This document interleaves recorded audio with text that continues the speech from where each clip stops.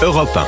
C'était une piste proposée par le gouvernement dans le cadre de l'examen de son projet de loi finances de la sécurité sociale. Décaler de 6 mois l'indexation des retraites sur l'inflation pour économiser environ 4 milliards d'euros. Eh bien, marche arrière toute. Les retraites seront finalement revalorisées dès le 1er janvier.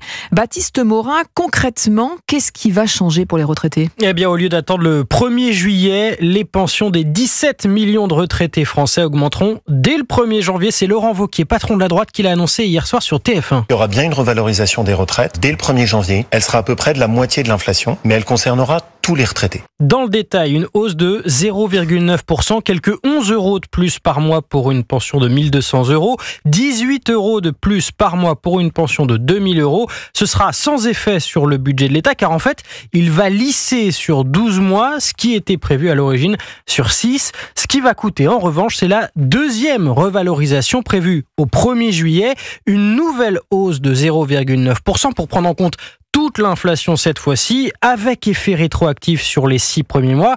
Mais cette mesure-là, cette deuxième revalorisation, sera réservée aux pensions de moins de 1 400 euros, soit 44% des retraités.